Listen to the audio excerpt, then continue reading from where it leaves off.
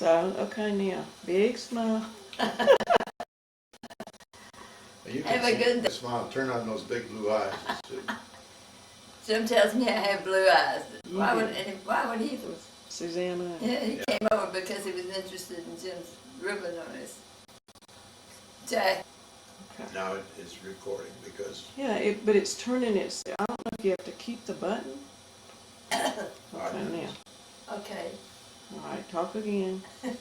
Now what do you want to talk about? Oh, I don't know. How the pepper's doing? Well, guess what? I have a whole tomato on my tomato bush. You do? I have pepper blooms, but no peppers yet. But I have a real tomato. Well, that sounds good. It looks delicious. I think I can get this thing to work now. How about that? I think you will. Well, I planted some pepper. I had some red peppers Did you? that I saved, and I planted some seeds in the bucket of that Miracle Grow I told you about. So now I have about 20 pepper plants. So I figured I'd split them up and bring half of them over here. They got a fair chance of living over here, because you take better care of them. They look good in the flower beds in the fall because that's the one thing that you'll have color Yeah. beyond everything else. I just got the seeds out of the one that, in fact, it sat there. I was so long I didn't think it was going to turn itself into a plant. And I was giving up hope of it, but you know, they all sprouted at one time. And my arugula is coming up, and I told Susanna, oh, I remember, I've got some pictures of the kids in the car. Let me go get them. See if I can do this. I wanted to get some seed, but I can't put out. I know it's late, but I think it'll work. Oh, our summer's just starting. I'm sure it'll work. It'll be Yeah. fine. So, okay then. What would you like to tell us? Did I ever tell you about my first experience as a private in No. the Army Air Force? Actually, we had a recruit camp that was 3 weeks basic training. As a matter of fact, that was all the basic training we got. This is just at the very beginning of World War II, and the Army was ready to scrape up us old other prospects together, so that we had a drill instructor named Private Goldstein. Private Goldstein actually was an old timer in the Army. He'd been around for a long time. Probably been all the way up to corporal and back down half a dozen times. That often happens. I don't know, or maybe that he just was never smart enough to get beyond private, but he knew all the basics of military drill, how we should, and he said, you don't have to salute everybody. He says, in fact, he says, you don't have to salute me. But in any case, he drove us, or walked us around the place and gave us 3 weeks of recruit drill. And then they turned us loose. The last day, they took us out to the Firing squad. garbage dump. And So shoot the rats. we should shoot our pistol. And they only had one pistol, but each of us got a chance to try it. It was a 1911 model Colt 45. And the reason that it still existed, and it actually was put in service in 1911 because it was the only gun that could stop a Filipino who was trying to kill you. Really? And during the Philippine insurrection, during the Spanish-American War, the common sidearm was only a 38 caliber pistol. And they found out that those Filipinos would not stop with a 38. So the Colt came up with a 45, and the 45 will stop it. So it was a Colt 45, what year, 1911? Model 1911. That's what I used during World War II, was a 1911 model Colt. You still have it? No, I had to give it away. I had to give it back. I remember you having a pistol when we lived in Chickamauga, but I don't know where you got it from. I got it. That was a 32 caliber revolver manufactured by Ivor Johnson, who was the ice skate manufacturing company. The antecedents of that pistol, I have to think back for a moment where it came from Ronald Woods. Ron had inherited from somebody who knew at some point, and it had apparently been used for quite a bit because it had powder burns or powder wear around the cylinder where the cartridges were held. And he gave it to me. He said, "I don't know what you ever do with it." He said, "I've never did anything with it." He says, I said, "I'll take it." I took it, tried it out on the, got some ammunition for it first of all. Then took it down on the creek bank at Chickamauga and tried it to see if it would work. And John Hardesty examined it for me one day. He was the postmaster down at the Caroline Street Station. And he looked at it for a while. He said, "Well," he said, "it doesn't blow up in your face." He said, "I guess it'll be all right." He said, "It's not a very big reliable, it's not a reliable pistol." He said, I wouldn't depend on it very much. And I still have it. You do? Yeah. That's my history of the Ivor Johnson 32 caliber pistol. Funny, I can remember that day. I remember that you had gone down the creek bank and were shooting that gun. He thought he was gonna shoot a snake that 3 way. years old or something like that. But I remember it. Let's see if I can get this to stop.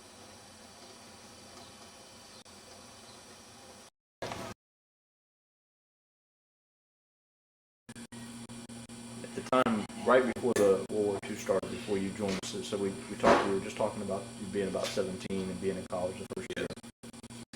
So when you were in college, I guess at that point, how much were you aware of the possibility that there could be this explosion of activity around the world?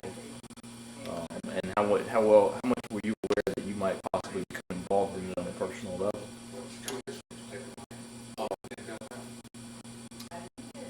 That's a good question. And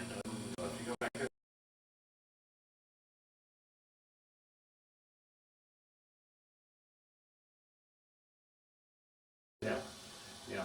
I mean, it was really funny, like Beverly. Okay, I need you to They move couldn't your answer chair any up. of you it. can I mean, I was gonna be change the answering height with true of it. false. Yeah. 50-50. I need you to move your chair up here. We got about a third of it. One of the trivia things now is the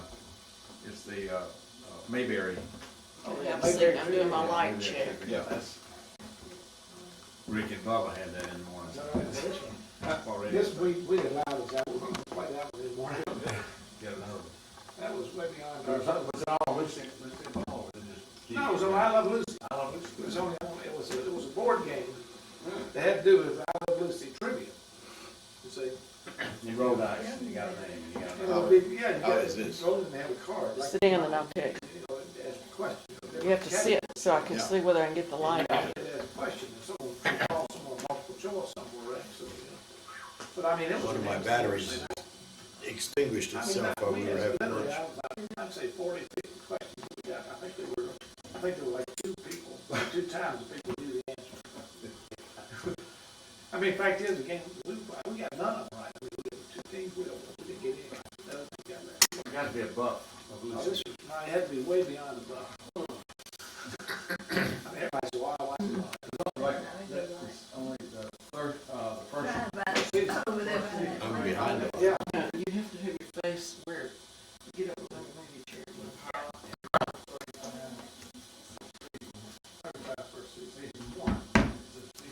Sit there.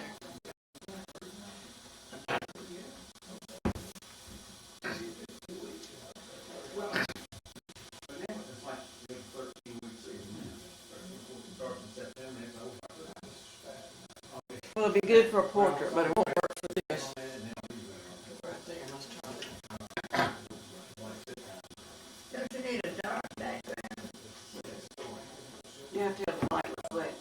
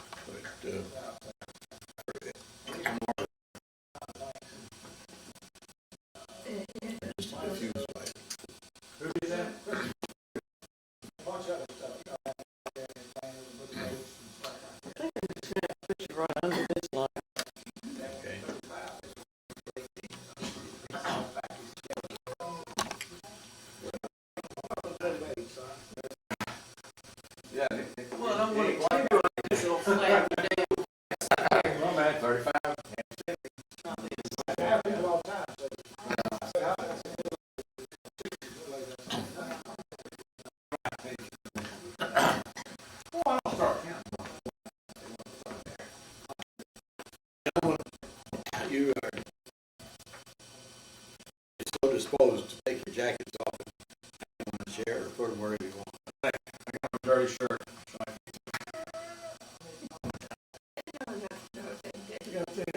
Okay.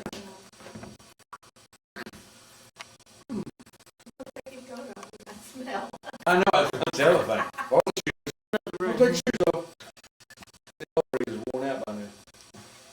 She used to, when she, you could tell when she was home, when she stepped out, her shoes came off, and then you pat them, tap them, pat a track on. Yeah, talking about, yeah.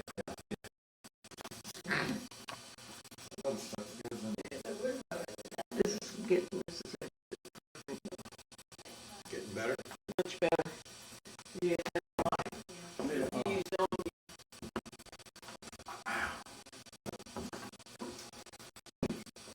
Which one do it? Samples, they lay back, see if it works. It's quite a good, and I like services that, floor lamp in there. actually, this is working. And this is working, don't do anything else. Steven Spielberg, is that who did that? Steven? That's Steven's too. Who's the big director now? Oh, it wasn't the voice. Camera, makeup. And you need to do some makeup. No, I need it. yeah, I'm looking back that much. Yeah.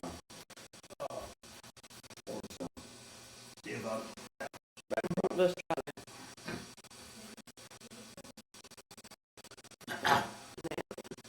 You have a stand-in to do this kind of work. Okay, all right, all right. Next, camera, action. Okay, question number one. Are we reporting, or We're recording yet? recording. We can edit anything, so The first thing we want to establish is the date, and what day, what is the day? Father's Day? You know, that's 2008. Patsy's birthday. Yeah. Happy birthday is, What time is it? It's, 12 to 2. Okay, well, today is June 15th, 2008, Take care of that. at 1:55 p.m. And we are recording James Merlin Crawford and Essie Landry Crawford. And we have questions from the grandchildren. Now, this question is from Susanna. Were you drafted or did you join the service? I joined the service. I enlisted in the service. It was by my choice. Okay, and her question was, why did you pick the service you picked? Because I was interested in reading about it in World War I. And So I was enthralled with the idea of airplanes that flew on two wings, if at all. so did you want to be a pilot or? No, my eyes would keep me from, I was wearing glasses by that time. So you knew you wouldn't be piloting, you just want to be near a plane. I wanted to be on an airplane. Well, Susanna wanted to know whether you regretted enlisting. I did not. When did you enlist? Get the date of your enlistment. Enlisted in September 22nd, 1939, And where were you? at Chanute, Illinois, which is about 140 miles south of Chicago. So did you have to go there to Yes. live? And you picked that because that was closest? No, they told me where to go. So you went, like, was there a draft for it or? Well, Where were you when you decided to go? You were in college. I was in college at Northern State Teachers College in Northern Michigan, Marquette, Michigan. The reason that I enlisted at that time was a friend of mine was about 6 months ahead of me in school, and he enlisted early that summer. At the time of enlistment, you didn't just walk in and say, I want to be in the Army Air Force. You had to have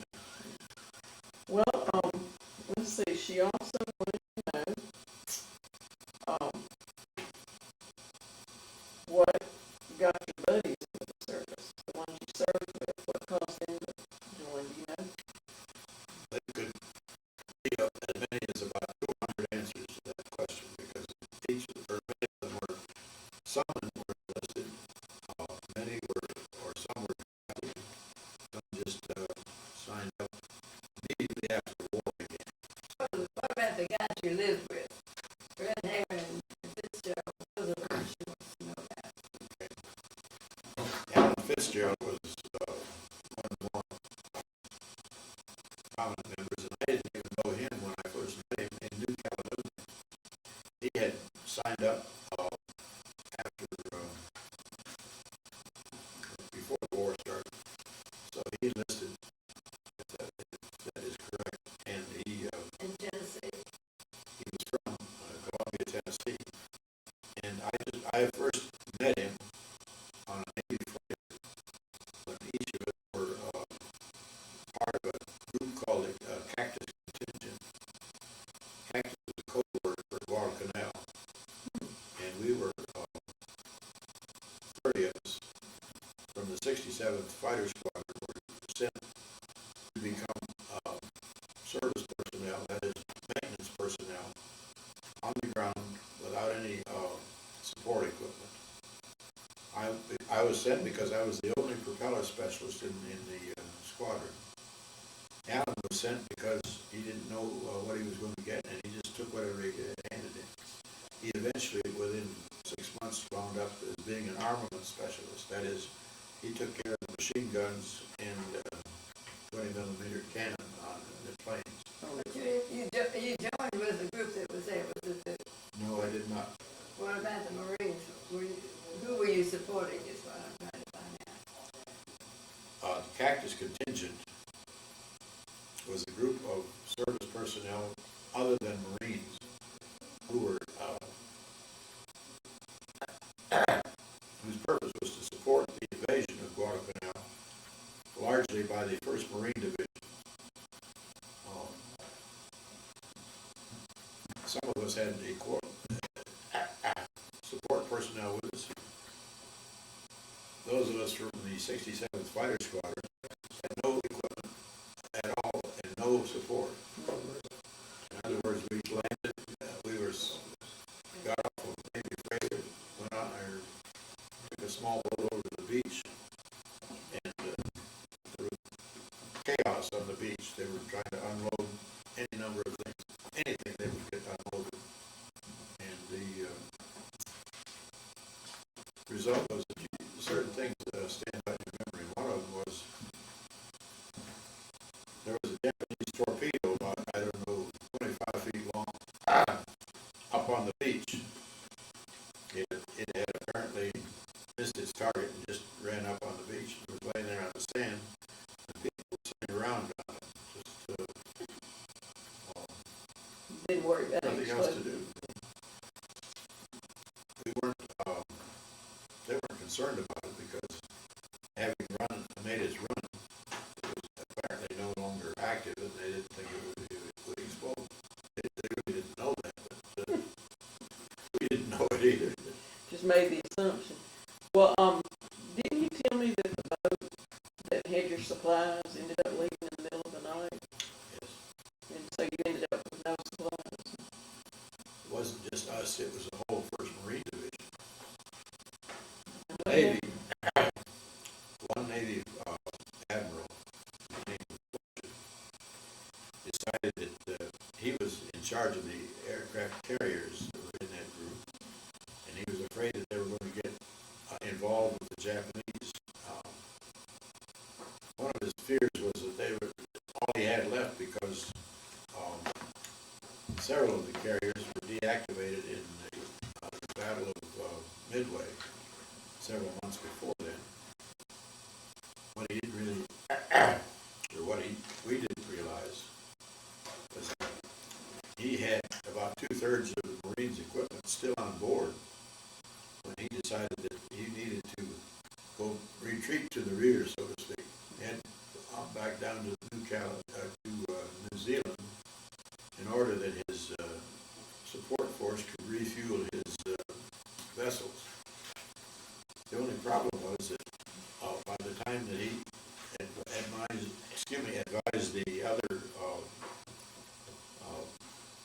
Marine generals, Navy admirals, and so on that were involved, by the time they got the word, he'd already been gone about 6 hours. And he just bugged out and left the Marines high and dry without their equipment. They had a little bit of equipment left off, but some that was very important was not unloaded at all. Where did the planes come from? We have to break that into which The plane? ones that were on Guadalcanal and Henderson Field, where did they fly in from Yes. somewhere? Those, some of them flew in from Navy carriers, and when it was apparent that the carriers were going to leave, some of the squadrons just took off and came and landed on Guadalcanal. Had a fighter strip called Henderson Field. The planes that we had were based in New Caledonia. They couldn't fly from there to Guadalcanal without stopping. Theoretically, they didn't have enough range to make the trip anyway. Our commanding officer that had run the squadron from the time it had arrived in March, and this was in August, he had experimented with the equipment that we had, the airplanes we had, in order to see how far he could go with the capacity of the planes. They were fighter planes. They were not qualified to do that trip. They weren't even qualified to participate. Nevertheless, he charted his equipment, charted his consumption, and as he termed it, he said, I think we'll make it. He says, probably landing on the fumes in the tank. Now, what kind of plane was that? The designator was a P-400. That was an export version of a P-39 or an Air Cobra. And it was thought to be, from the looks of it, it looked beautiful. It was very streamlined, looked gorgeous. Only problem was it couldn't fly high enough. The Japanese were accustomed to coming over at 30,000 feet. The Marines could fly that high and take them on the fighter planes that they got off the Navy. The American planes could get up, maybe they could struggle as high as about 12,000 feet, and by trying, they could make another 2,000 or 3,000 feet. By that time, the pilots couldn't breathe because they had no oxygen to breathe.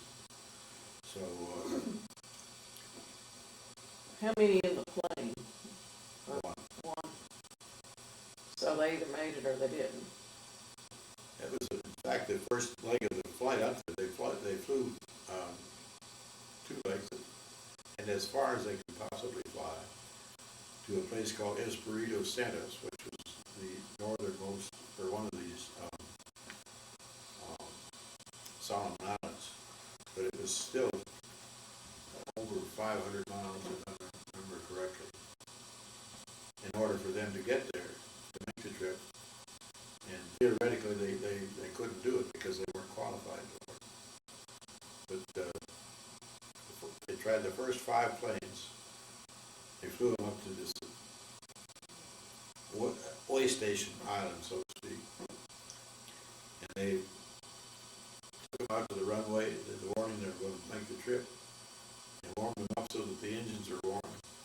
Then they called the gas tanks over, and they refilled the tanks so that they were spilled over. And theoretically, they had enough gas then to make that trip.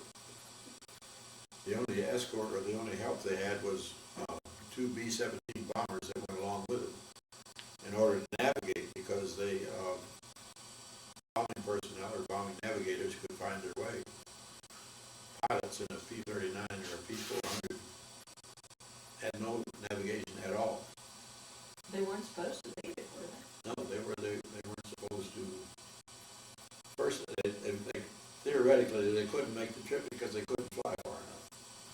But the idea was that the fighters would be based and would sortie and then return to the base. They wouldn't be doing this cross-country stuff. That's correct.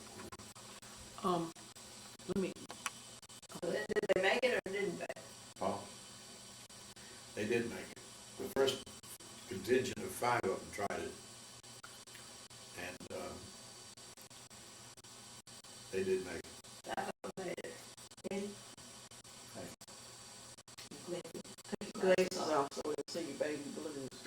There you go. Okay, Susanna's next question. Oh, what was the date you arrived on Guadalcanal? You didn't go direct to Guadalcanal when you got down there, did you? I didn't know. Where did you land when you got down there? Melbourne, Australia. And then where did you go? From there, we went to New Caledonia, which was about 700 miles northeast of Melbourne, Australia, By ship? By ship? by ship. Now, was that the same ship that dropped you off at Guadalcanal? When we got to Guadalcanal, they unloaded us together with the whole task force, which included not only, we were the only fighter squadron in the group, the rest of them were all artillery, infantry, engineers, a typical, if there is typical, invasion group. To answer your question, I see about when we got there, it was about, I can look at my manual and then tell you exactly, but it was about the 20th of August, Of what year? 1942. 42. And how long were you there? I was there until the November 1st in 1942. And this is New Caledonia where you were? No, this, You you landed? were confusing my questions. We're gonna edit it all out, but I'm trying to get it all down first. You said you landed, We went to In New Australia, then Caledonia because yeah, that was in the thinking of the higher up military personnel. That was the next destination of the Japanese. They had invaded and taken over everything up until that. And it was a natural point for them to invade and control by the shipping routes from the United States to Australia. and then from New Caledonia, where'd you go? Well, you're gonna have to come sit over here because you keep making him turn away from the camera. Can you just do that? So you started in Melbourne, you went to New Caledonia, And we, and in March, you went to Guadalcanal. we got, What'd you do in New Caledonia? the whole convoy got there. And then we unloaded it at the middle of the night, and we didn't know that they fully expected that we would have been bombed and invaded during the unloading process. We didn't know that, so Good it thing. didn't matter. We spent the first night in a bicycle racetrack in Noumea, which was the capital city of New Caledonia. Slept on the benches in that velodrome. Because we were the lowest ranking, and we had the lowest ranking officers. The rule in the military is that the rank counts for everything. And so you could just push the lower ranks out of the way. So the second night they had pushed us out on the ground, and we slept on the ground with a pup tent, What was your rank then? sergeant, You already started. 3-stripe. So then, you all were loaded onto a transport and taken to Guadalcanal? New Caledonia? At that point, this is March, we didn't even have airplanes yet. We had over 35 airplanes, but they were all in crates. The crate weighed about 10,000 pounds, and we didn't have any trucks to move. But we scuffled around and got help from somebody found a flatbed trailer that we could move it with. Another guy got a powerful artillery type tractor that would haul a big gun. Mhm. And so one by one, we loaded these planes were loaded on the dock, one at a time. I'm giving you a lot of We won them. building the story of this. Yeah, we won them. So there was a road out of town that was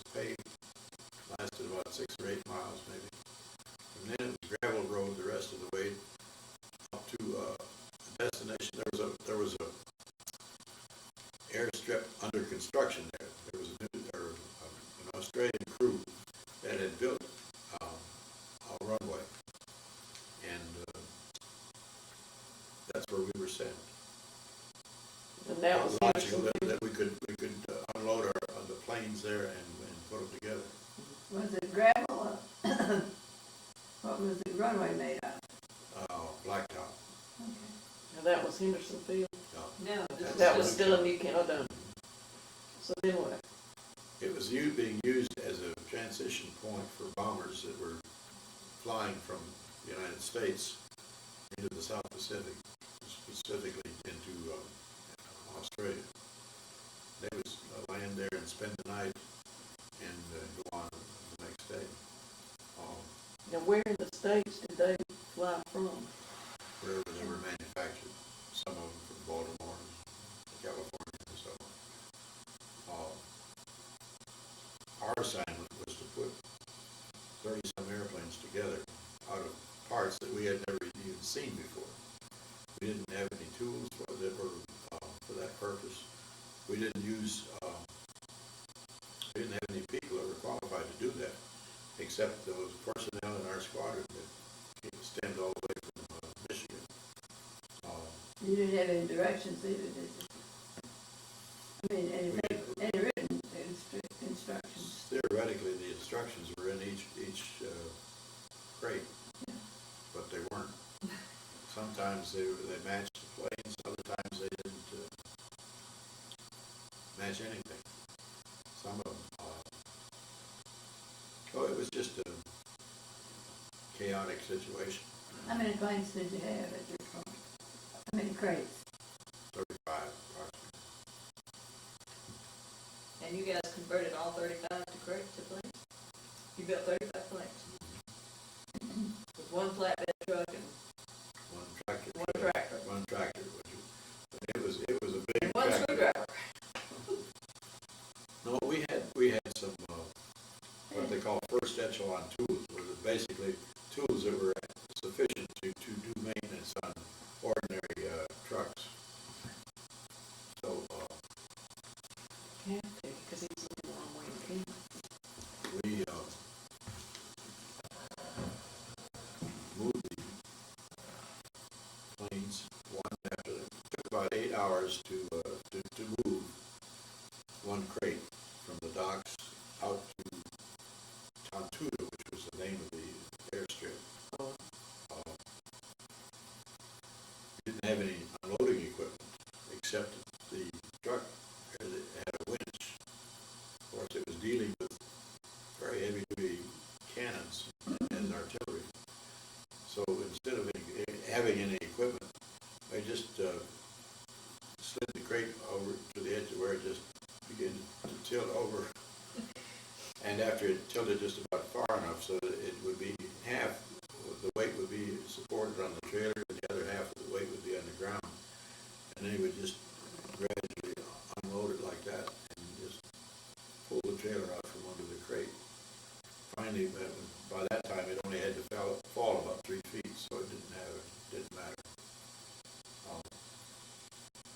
And how many mechanics were working on doing all this?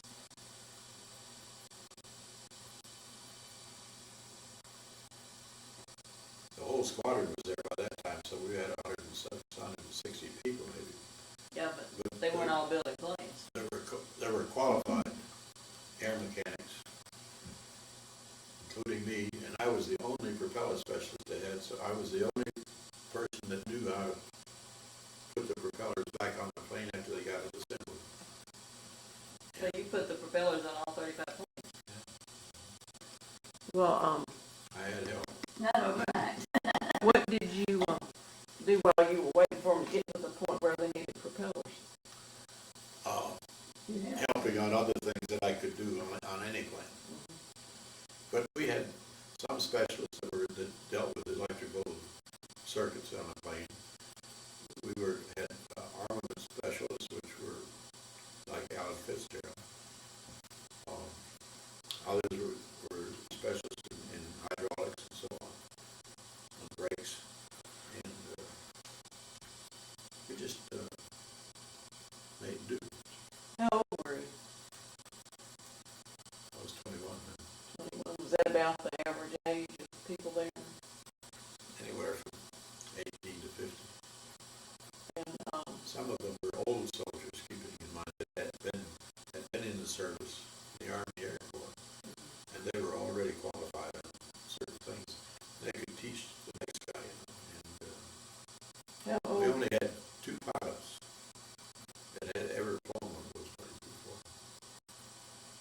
anybody nervous about getting in the planes after y'all put them together? They weren't nervous type people. A lot of courage.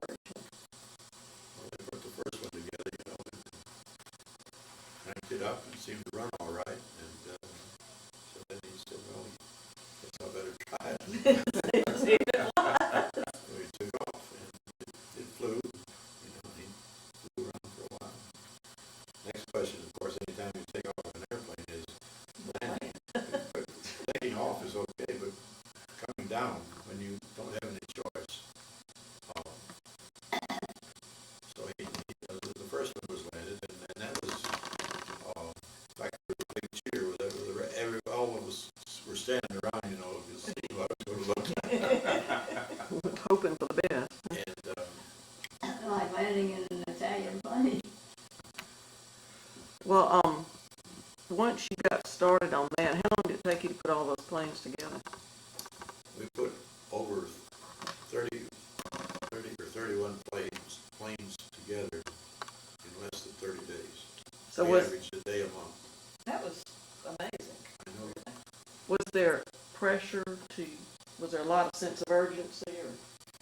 Only in our minds, because we were the only defense that the whole island, which was like 200 miles long, and it had a whole task force of 66,000 approximate personnel, mixed infantry, it was all Army. Some of them were national. I guess first of all, you have to understand what a task force was. And this is in January of 1942. Of course, you know, Pearl Harbor occurred on December the 7th, 1941. Right. So in 3 weeks, they had to put together enough to load 6 ships to send them down to Australia. And they were a completely mixed bag. We were the only squadron in our commanding officer volunteered us for the service. So But you were actually all volunteer people to start with. You had all enlisted, not been drafted. that's true. But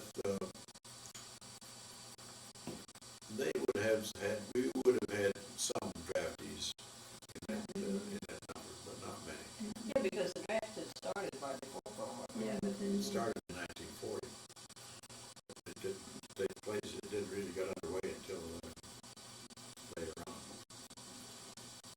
So the fellow who commanded your squadron was eager to get into the action, and that's why He was. how'd y'all feel about that? But he was What was his name? his name was Brannon, Brannon. Nice guy. He was a nice guy.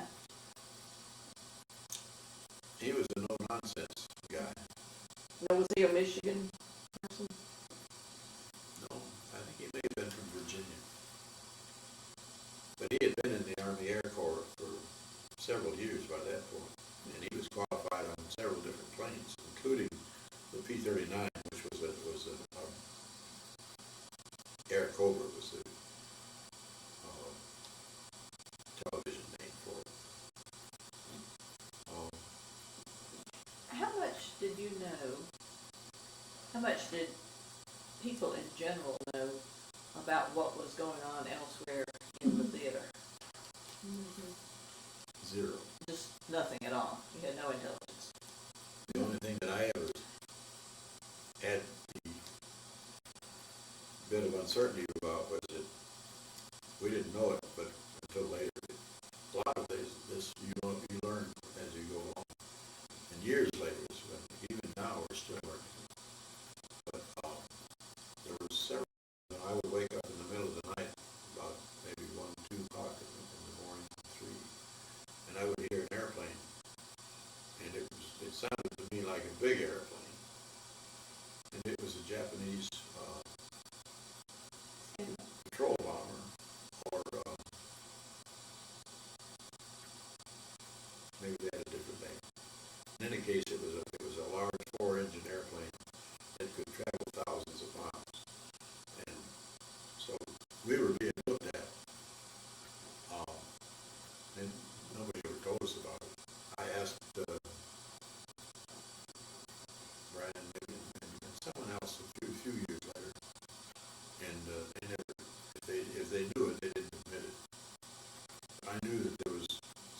out there because I could hear it. And you could hear the engines. They didn't sound like American engines. They sounded like. I was about to say, did you get so you could tell a lot just by the sound of the engine? Quite a bit. Well, another question Susanna had was, when you were there and in battle, do you and your group ever think you should surrender? No, we didn't go there to surrender. We never, it was, you didn't even give it a thought. The only thing that we were faced with at one time on Guadalcanal was the apparent, wasn't a fact, but it appeared that they would have enough forces on the island by then to just overrun us.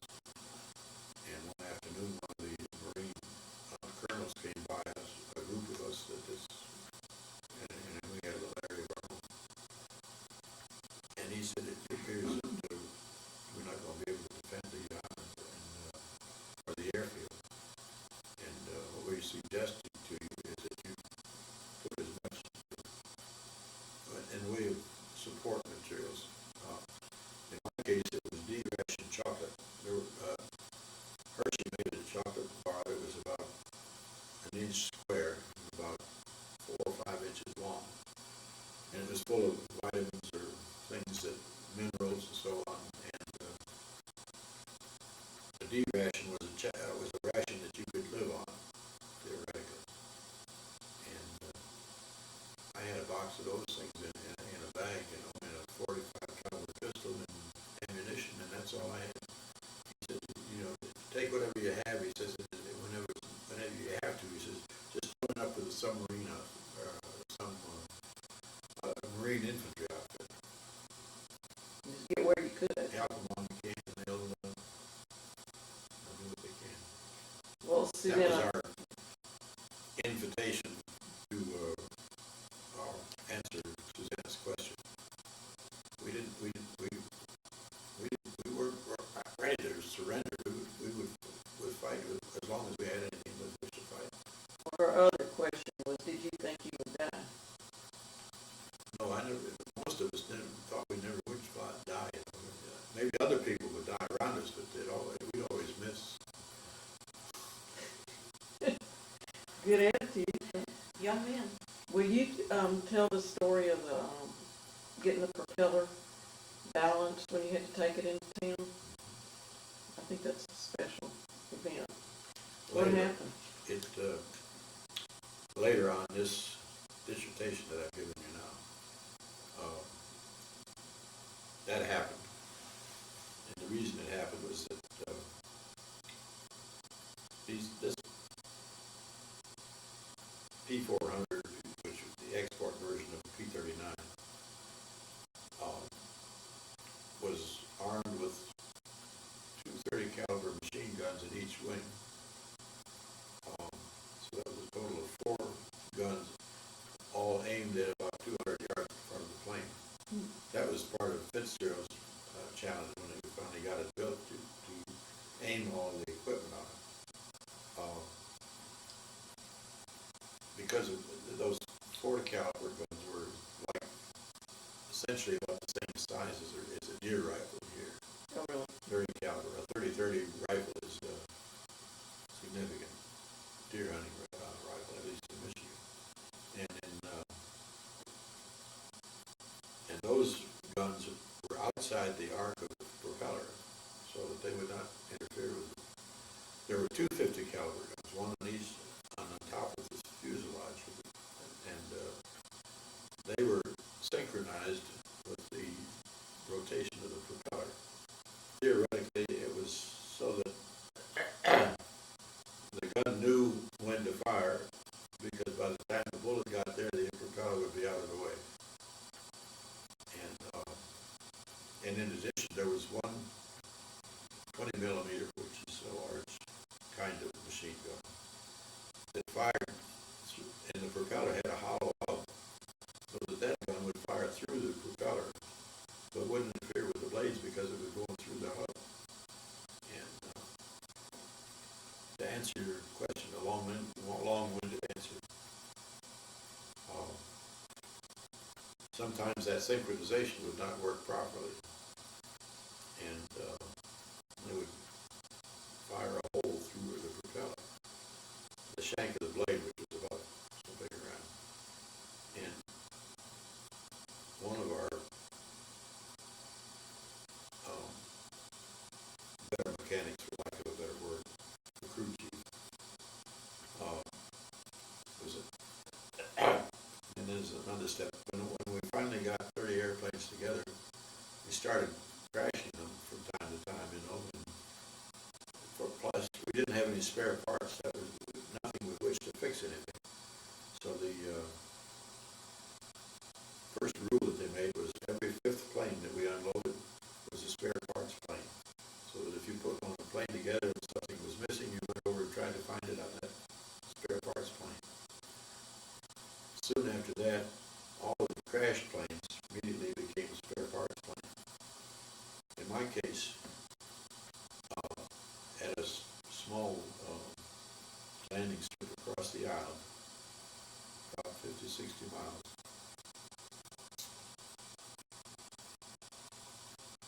one mechanic over there had put a whole plane together out of two wrecks. Everything that was usable, he fit together. And he wound up with an airplane that apparently the engine ran just fine and everything worked the way it's supposed to, but he didn't have a propeller. He had propellers from two wrecks, and one of them had two gray blades because of the different manufacturer, and he also had another wreck propeller which had one good black blade in it. And since I was the propeller specialist, he sent a message over to me asking for me to come over and put it together. Make one propeller out of two wrecks. And not knowing any different, I didn't see any reason why I couldn't do it. And I went over there and looked at what he had. And he said, well, I got one, this one over here is two blades, and this has got one blade. He says, can you make one propeller out of these two wrecks? And I said, well, we can try and see if it works. So, and that's a whole a separate story all just on its own, but I'll give you the rest of it. They gave me a small truck, which basically was an ambulance, and they said you can use this and you can move what you have or anywhere you want to take it, do anything you want to make it work. This was in a small mining community, and it had a nickel mine up in the mountains, and it had a narrow gauge railroad that ran up there to bring the ore down. Then they would unload it, refine it to the first step, and then unload it on the ship. And they had a kind of carrier or cable way that they could go out, you know, half a mile off the shore and dump it in the ship and take it off and refine it. There was a machine shop that was in connection with that railroad, and operated by, they were all French. There was no, the only English-speaking man in the whole outfit was the manager, and he spoke enough English to, he could communicate with me. And I took my, he sent me over to the machine shop and sent or got word there to the manager of the shop, so that he was expecting me. And when I got there, I showed him what I had, you know, these two wrecks, and basically I was able to convince him that what I wanted to do was to make all three of those blades weigh the same. Theoretically, you couldn't do that because in the field especially, but even in a regular propeller repair shop, they have what they call a balance beam, and you put it like a spindle in the blade, and you adjust the weight. The weights can be adjusted inside the propeller itself, and were some static weights, so-called, that were inside the shank of the propeller blade. Under no circumstances would you ever tamper or do anything to those weights, because the static weights were predetermined at the factory. And my problem was John's.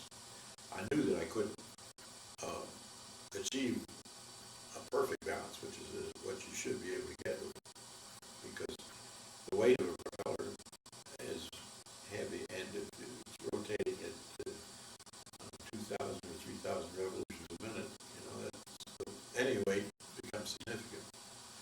And so got the shop manager over there, and he mainly by what limited French I could command, which was not much, and talking with him, and he understood a little English, and I was able to convey to him that I wanted to make those blades all weigh the same thing. No problem. He took me to a scale.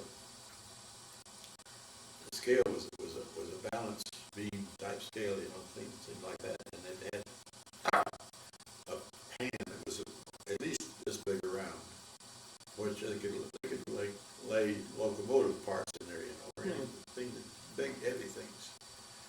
Put them in there, and we started balancing, and he and I, and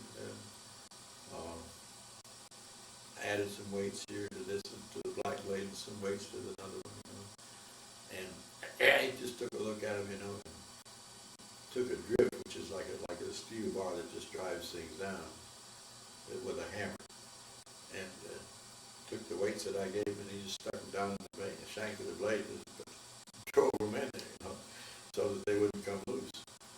And we finally got 3 blades that weighed about the same, as nearly as we could tell. And that's what I had to work with. So I took them back to the landing strip that we had to assemble this one plane, and tried it out. It worked. And the next question, though, even then, there was no significant in the vibration in the plane, because most of it stems from either the engine or the propeller. And the engine was running smooth, and the propeller was as even as I could get it. And we put it together and tried it, apparently looked, like that. Well, looks okay to me. And that one pilot, He was ready to take go. a chance, yeah. So he took off and came back. Works pretty good. He said, Well, that was one of the good days, huh? Did the planes have names? Did that plane get a name? Later on it did. What was its name? The Resurrection. I was afraid of that. Well, It that's was good. not just because of the propeller, although that was noted, but the camouflage paint on the planes was different depending on whether they were supposed to have gone to England or whether they were going somewhere else. This plane wound up with one gray wing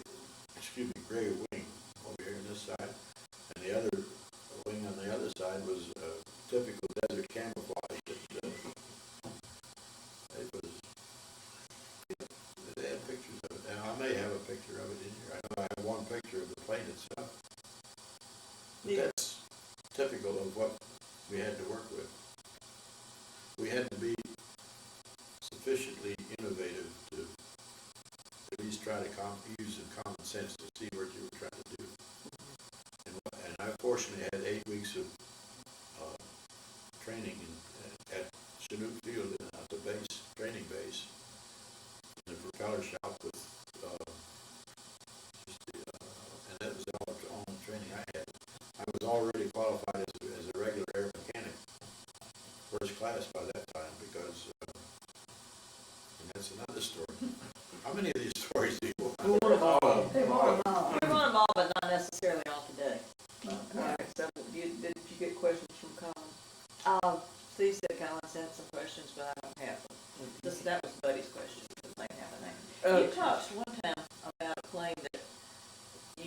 got put together, but everything worked, but none of the buttons were right. That was one of the first assembly. When they unloaded the crate, you know, and peeled the sides of it off. First thing that those crates became were prefabricated buildings.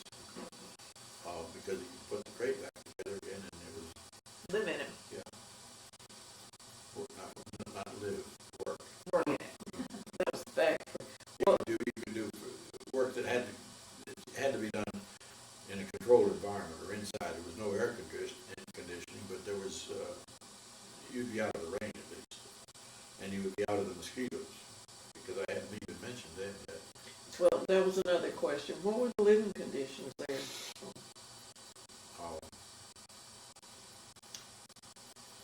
What's the term? Is it execrable? Yeah, that's it, yeah. Could you describe it?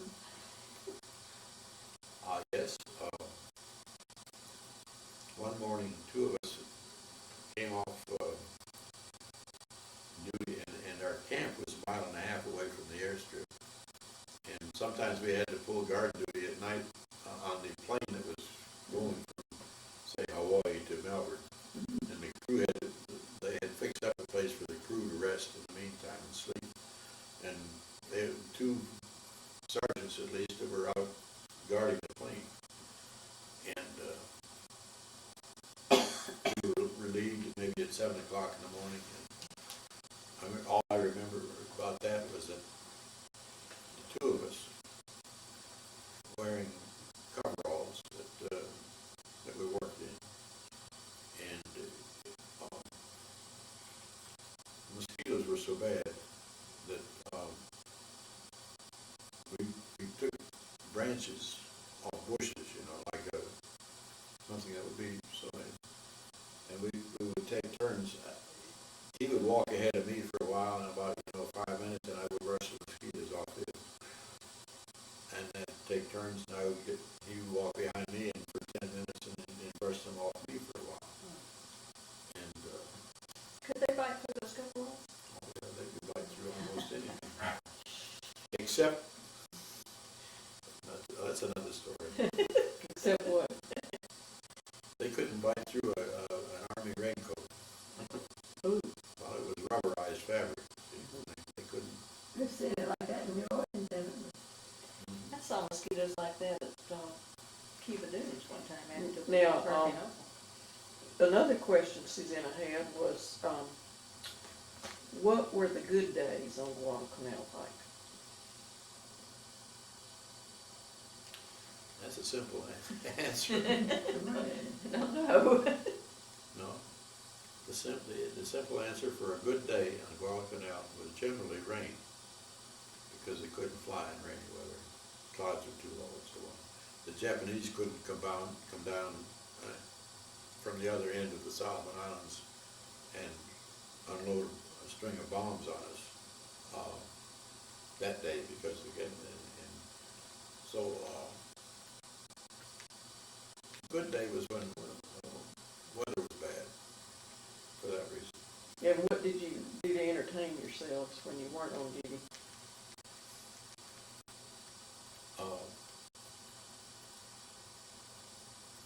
Gamble some. I didn't have much money, but poker games were. Swimming? You could go swimming if you want, if that's what you want to. For one thing, you would try to get a bath in fresh water. Mm-hmm.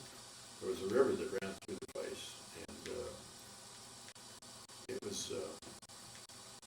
Other than that, we didn't get a bath, and we didn't look good, and didn't smell good.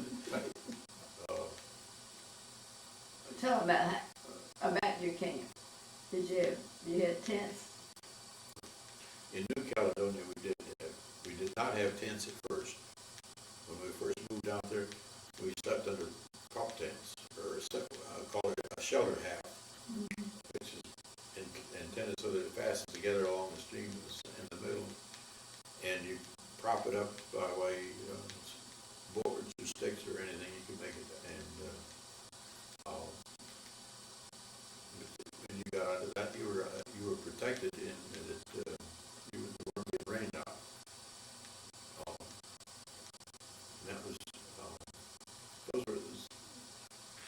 as I think of it, those are some of the better days that,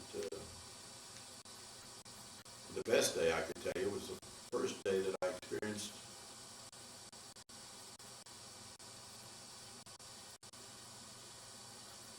no, after the first day, I landed in the war, the combat zone, or the shooting was going on. That happened every day after that. I mean, the Japanese were shooting at you some way. The snipers would climb up in trees along the edge of the strip. And I think to answer Essie's question, we didn't have any tents. We just had, I said, shelter halves. They couldn't use tents because they were old style pre-war army tents, and they were tan in color. And in this green forest, we were living with these tan tents standing out. Thought that wouldn't be too good. So did you have, you didn't have bunks, did you have mattresses, any kind, anything? We had cots, The cot, folding cots. yeah. Well, that's important for them to know. Kept us off the ground. Yeah, that's important for them to know. What was the food situation? Poor and terrible. Good, bad, and indifferent. You have a good cook or somebody that tried hard? We had our own cook. We had a cook and one or two assistant cooks. And the rations were made out of prefabricated anything, canned anything. There was no fresh meat. Fried eggs. Spinach or? No. The only way we could get fresh fruit and we could get eggs by going down to a little village. It was about 7 miles away. Had a hotel. Excuse me. The hotel was big enough to accommodate maybe 6 or 8 people if it was being used as that. But they had a dining room, and you could go there and you could get a fresh cooked, usually chicken, in any configuration that it might be, and soup, usually chicken soup, but it was good, and eggs was the other. And that was all it was that all of the native people had themselves. Were there any vegetables at all? Potatoes. Potatoes? And where did the rice? If you had any potatoes. What about rice? Did that come into it? We didn't get rice until we got up in Guadalcanal and the Solomon Islands and captured enough Japanese rice to. And there was another thing when Marines made their first landing, the Japanese were there. There was some engineering coolies.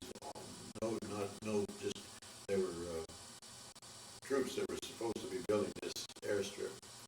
They had pretty much finished it, but when the Marines made their landing, they went out into the jungles and that was it.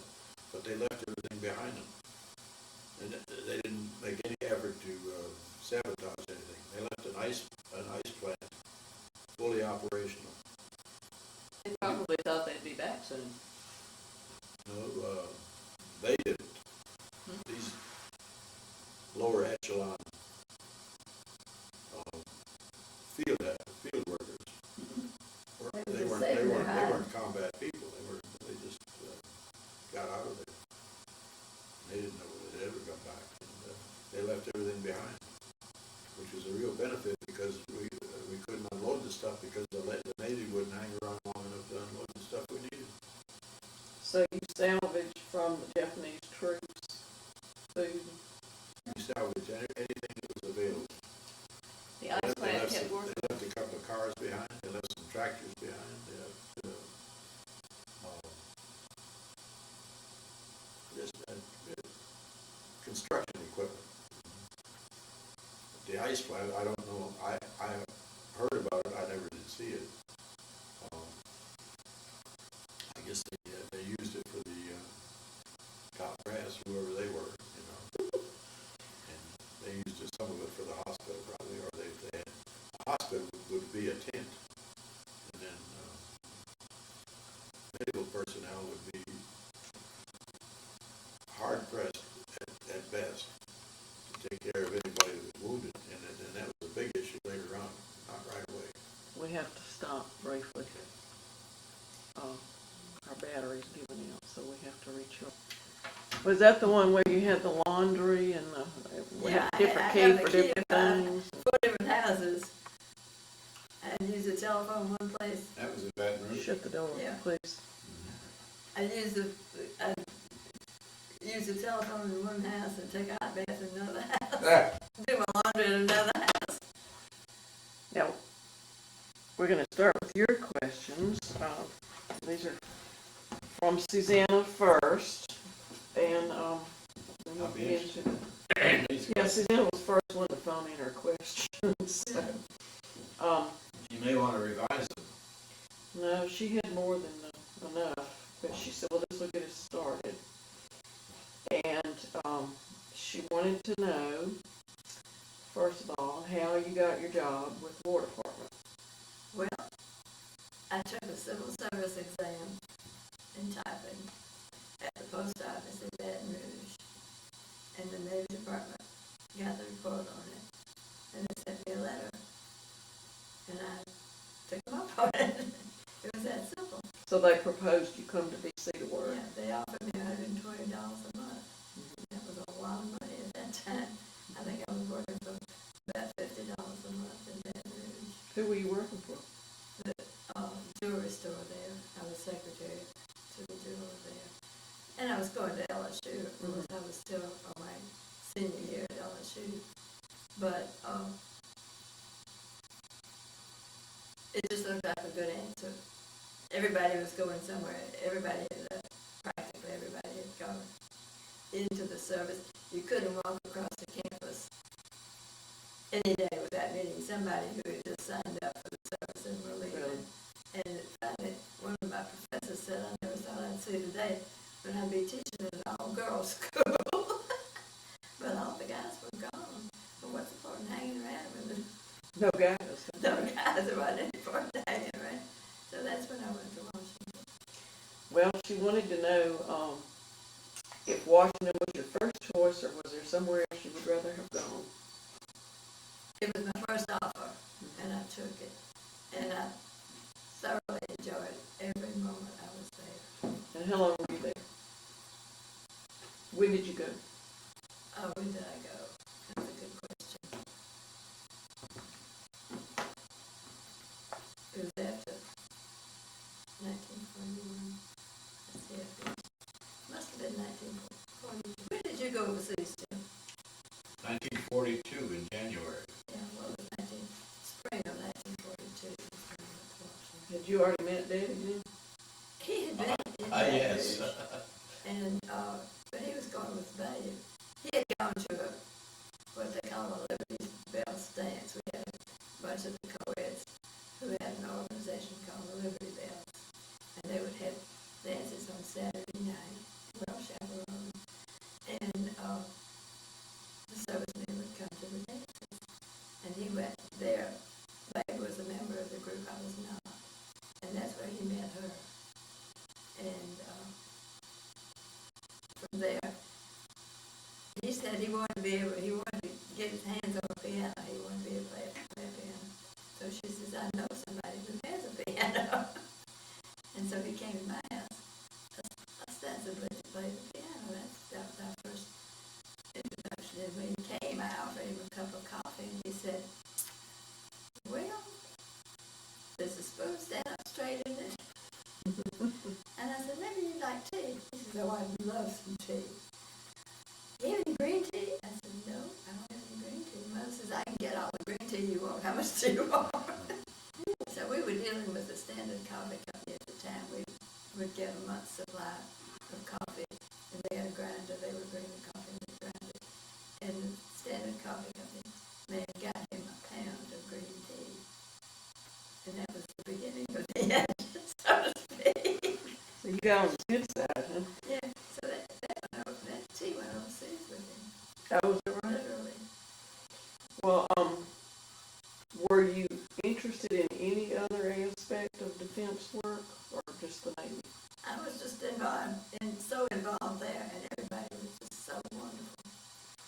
good group. There were also some people from LSU there. Oh, really? I fell into a group that were very nice, and I said to one of the guys one time, I said, everybody has been so helpful and so nice. And he said, yeah, they'll help you because you're not an engineer. You're not a threat to them, you know. Well, what was your job? We typed, basically I typed what they called ship offs, which were alterations that the captain of the ship would request permission. For instance, if you move anything on a ship, you have to have it okayed by the Bureau of Ships, because it affects the balance of the ship itself. And so you couldn't move anything. They weren't supposed to do anything on the ship without an authorization for it. And we had a form letter typed up about the different things that they could and couldn't do. And all I did was type up their permission on those recommendations. We did a pattern of, what was it, the ditto copy, and then made copies. The first time I did it, I altered it and set it on its way, and I found out that it was supposed to go back and be okayed by everybody before it left our office even. But basically that's what I did. We took care of the aircraft carriers and the auxiliary aircraft carriers. Everything that was on those had to be okayed before anybody could do anything. So were you involved in the Pacific as well as the Atlantic? Or were there ships in the Atlantic that you sent? All of the Navy ships, Anything, wherever they were? aircraft, no matter where they were. Some of them, of course, had been put out of commission by the tax, but there were some, and we had, it was interesting, we had a whole crew of engineers, and they could only okay their specific part of what they knew. I mean, if it was a steam boiler, then you had one man that worked just on that. We had one retired guy that had called back in the service. He was a really smart guy, but he was not the most patient soul in the world, and nobody else liked him. And Mr. Ward and I got along beautifully, because he would, instead of dictating what he wanted done, he'd write it on a piece of paper, and he'd go all the way around here. He had to be able to interpret what he wrote. But he and I got along beautifully. He was the commander of the destroyer carriage was across the hall from us, and nobody liked him. I ended up with his pens. We got along beautifully. But everybody was so nice. It was just unbelievable. They said they knew I had to You think be. they wouldn't be nice to a cute little brunette? They didn't believe that I was old enough to be there in the first place. They always thought that I was just a child. And that's the way that they treated me. It's just like you treat your daughter, so to speak. And they were just unbelievably. I couldn't have asked for their place to work. What were your working hours? Yeah. Well, we worked from 8 until 5, I guess. 7 days a week. We worked 7 days and we were off the 8th. And the next week we would work 7 days and be off. We were off on a different day each week. So, which made it nice, because if you had things that had to be done, you had a day off in which you could do something instead of just the weekends. But there were no weekends. You worked through 7 days. Where'd you live? Where did I live?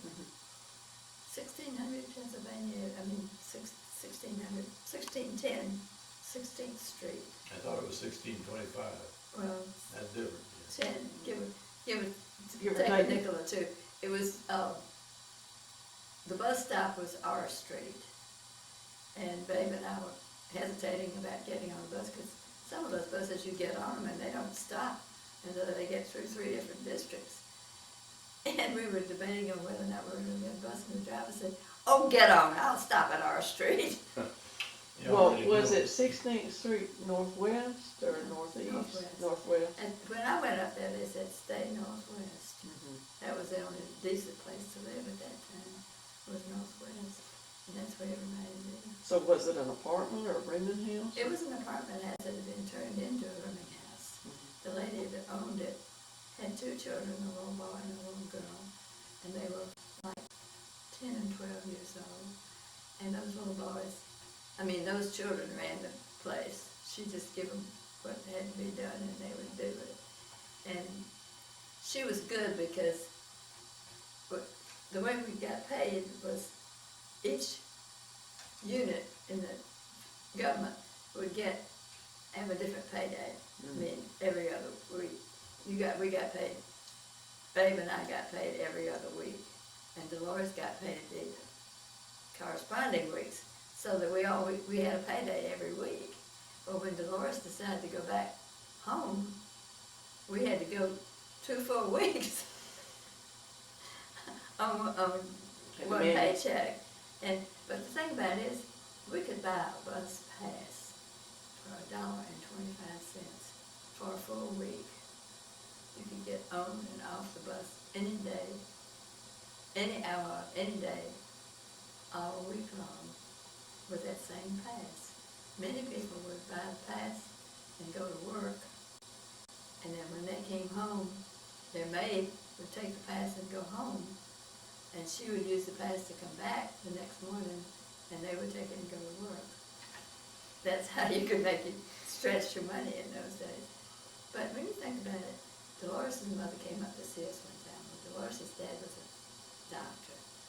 Money was no object with her. He sent her mother and his secretary up for the week. And she was just impressed. So with that bus pass, she just thought that was the greatest thing going. We just traveled. We went to every place we could find to go to. When we were not working, we were sightseeing, so to speak. We saw everything there was to see. Many of the buildings you couldn't get in because of the safety factor. But there were lots of places that we could go. And we went somewhere every day that we were there. We pretty much saw it all when we were there. What was security like on the buildings that were limited access? They had Marines and you couldn't go in, that's all there was to that.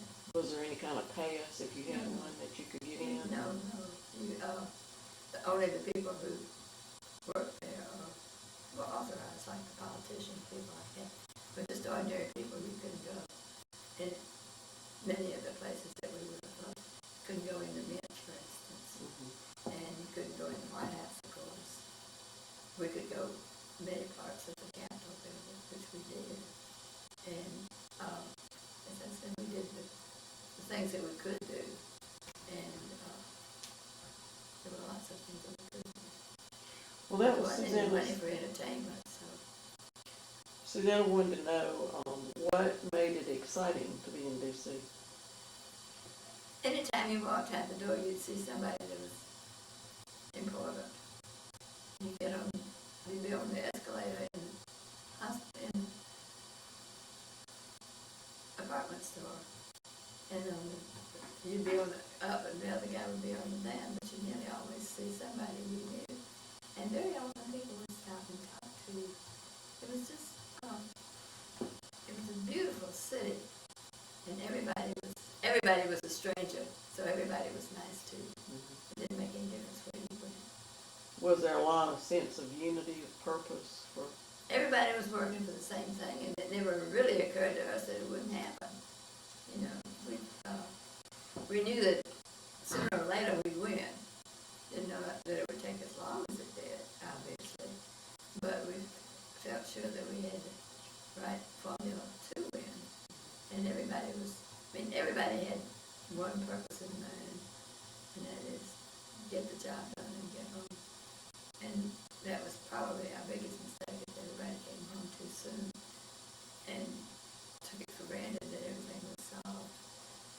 Once Hitler was out of the picture, they figured they had it solved, but they didn't realize how much destruction he had created along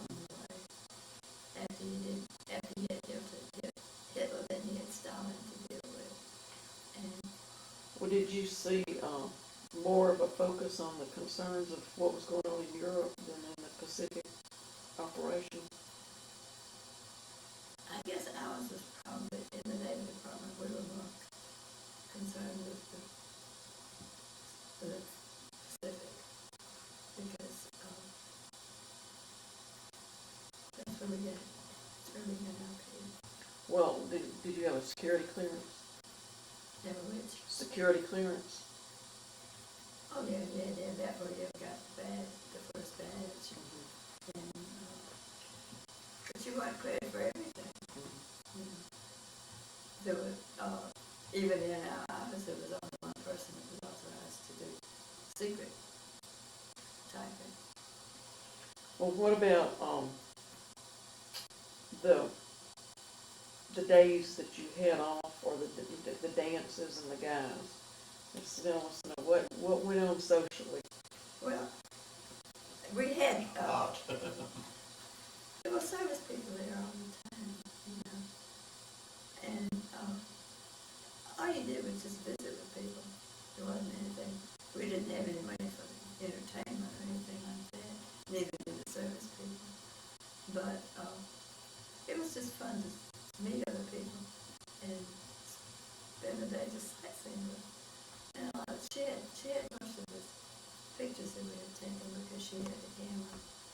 And somebody had asked Francis if I wanted them, but I never got them. You know? So, dances, USO, nothing like Well, at the Y, they had a group that you could dance with. But we didn't, I mean, it just wasn't that much fun time. There wasn't that much fun time involved, to tell you the truth. Everybody was so interested in getting the job done that we didn't look for fun. We didn't need it. We had something that had to be done. So you didn't begrudge the time you worked at all? No, we enjoyed every minute of it. When I went home, the thing was that when I left the Navy Department, the area that I was covering, they had 3 people to do it. Now, did you stay for the entire war, or how long were you there working? I was there until they married, and when she married, and I was out of the next time I went back to LSU, and that was probably in 43, I guess, because I was at LSU 43 and 44. So while I you was there for about 16 months, I guess, or something like that. while you were in D.C., where were your brothers? They were both in the service and in the South Pacific, really. They were in Hawaii at the time that I was in Washington. But Jack was in the Navy and C.B. was in the Army. And of course, they were both college graduates. So they had, I can hear. okay. Yeah, just Can you talk as hear? loud as you can. But, see, I had gone to Washington in 1941. I mean, early 42, and they were at LSU at the time. And then they stayed at LSU, and then they went into the service. CB had a commission in the engineers. And Jack was just an enlisted man in the Navy. But Mother was more concerned with their safety than she was anything else. It was natural. Yeah, it was a natural thing. Were they in touch with each other? Or? I never did hear from any of them. There wasn't that much in-touch business in those days, literally. You weren't even in touch with the ones you lived with. They'd go in one direction and I'd go in the other. The only thing I remember is when the phone would ring in the middle of the night, I was always the first one to answer it because I was afraid something had happened to one of them. And that phone rang, but I was on to it every time. Only one time CB had been in Iraq, but I worried about their safety more than anything else. But then Wyoming was at home, and this friend of hers called last night and wanted to know why she didn't know me. Where was I? I said, I was in Washington, and my home was in school. Because, as I said, $125 a month seemed like a lot of money in those days. And that's why I was there. And it got you by. Yeah, you go where the income is. Now, where did you eat? Where did I eat? That's the only time I ever really enjoyed breakfast.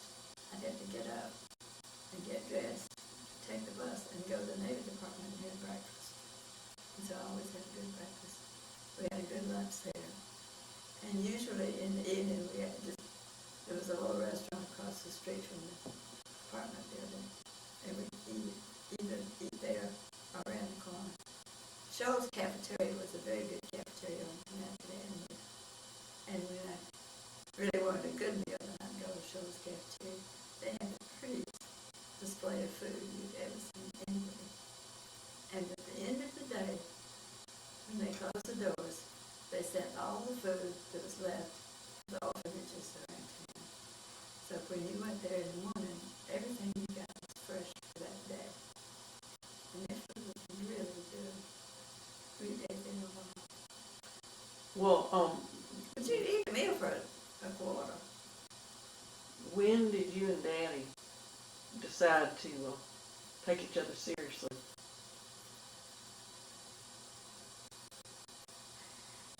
When Babe, I did not hear from him or talk to him, or he never heard about me. After she married her boss, because he was a Lieutenant JG in the Navy, and that looked like a good income. And she didn't think he was going to get back. So when she decided to marry Bird, she left all of her things and they went to New York for the honeymoon. So they went to the Poconos in Pennsylvania for their honeymoon, but that wasn't exciting enough for her. They had to end up in New York City. But anyway, I took his address off of her mail that she left there, and I sent him a Valentine, and he got the Valentine on Valentine's Day in the South Pacific. And that was in 1942 or 43? 44. It 44. had to be in 44, wasn't it? Okay. And so did he send you anything back? He started writing to me, I guess. And then when he came back, he came to see me. In D.C.? Or you were back in Baton Rouge? But I was back at LSU by that time. I don't remember writing, I always did write to you or didn't write to anybody. Mother called at school and said, are you coming home for lunch? I said, why? I asked you a question, are you coming home for lunch? I said, Mother, let me talk to him. She says, are you coming home for lunch? He never did tell me he was there. So I went home for lunch. And it was downhill from there. And he was there? He was there. You know what really happened? Yeah, what's your version?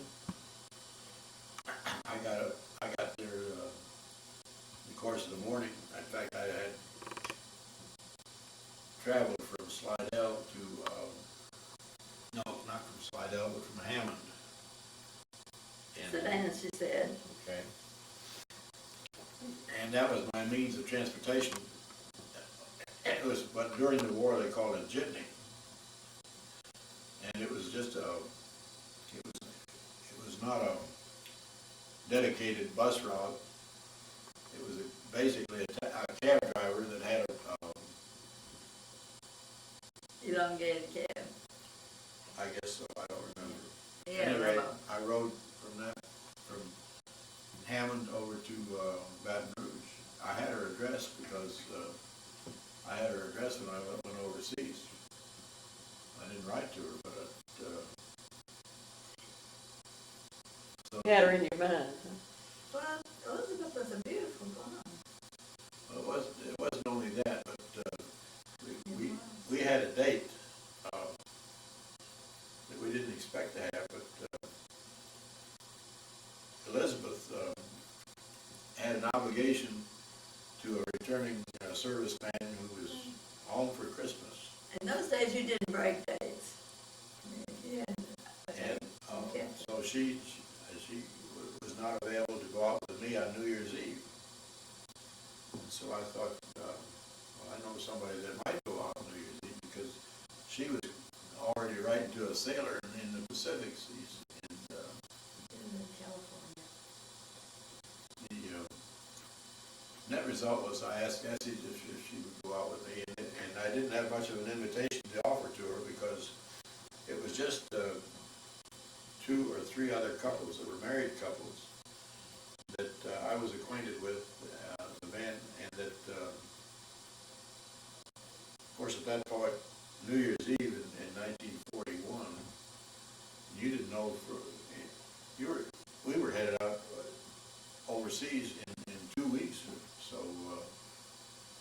they had a party, and It wasn't a happy it New was a Year's very Eve. happy party. I mean, because we were just outsiders, really, but I just asked Essie, I thought she was pretty cute, and she was. And but she agreed to go with me, and we saw these people and spent part of the evening with them, and about that time a mini hurricane came along. They played penny poker that night and drank warm beer. That was our New Year's Eve. That was your entertainment, huh? That was it. That was it. And the hurricane put down about 12 inches of rain that night in Baton Rouge, and flooded everything. So I came home. It came time to take her home when finally the rain let out, and I was driving my 1938 Hudson Terraplane convertible. And we have a picture of it too. But I was by that time I was picking in tall cotton, because I was a sergeant, but I was getting tech sergeant pay because I had qualified as an air mechanic first class before I left school the year before that. And with that qualification on my record, I was entitled to be promoted if an opening was available. And when I transferred to Selfridge Field in Michigan, I had the rating, but there were no openings in California where I was. I got to Selfridge, there were openings both second class and first class. And even as a sergeant, I was paid my basic pay, plus the difference between if I was a staff sergeant or a tech sergeant. So I was. He thought he was rich. I did. Everybody else thought I was rich too, because comparatively I was. So what did you do with your money? I bought a car. That convertible that I told you about, Mm-hmm. cream colored with,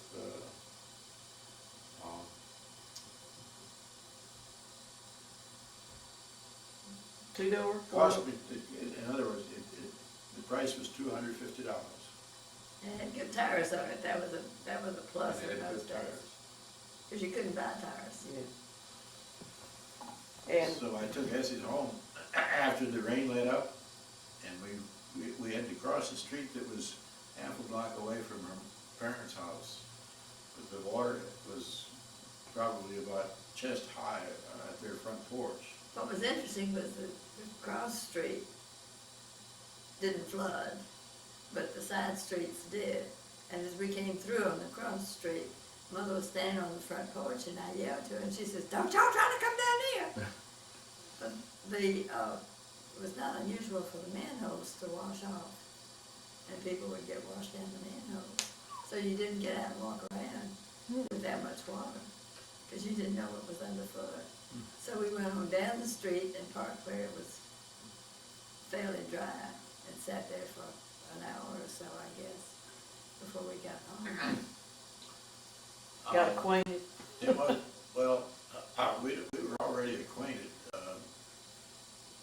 We have to do something with your time. But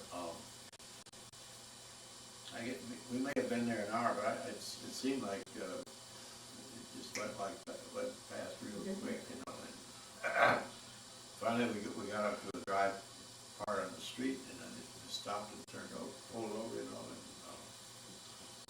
looked at her, and then I put my arm around her, of course, and, she didn't resist, and so, That's enough. net result was that it was my responsibility to get her home. And so, we got out and walked down, She had new shoes on too, this was the interesting part. we could, down in there, and there was an alleyway between two stores that led to the property where their house was, and This is the back door. I had to take her home. And by that, I mean I had to pick her up in my arms and carry her about from here to across the street. You were big and Water strong. up to here. You My didn't take your new- shoes my off new- because you my- might cut your foot on glass, see? My new shoes, and, well, and she's right, because, you know, you didn't know what you were gonna step on, it could be broken glass. So I just, took her in and put her off on her back porch, shook hands with her. Record.